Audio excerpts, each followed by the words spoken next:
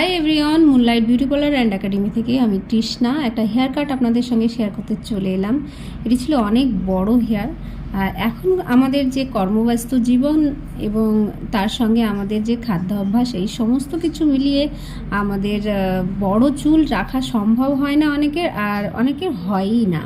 তো এখন বড় চুল এবং চুলের সঙ্গে তার থিকনেস, এটাও বেশি ইম্পর্টেন্ট। শুধু লম্বা হলেই হবে না, থিকনেসটাও জরুরি।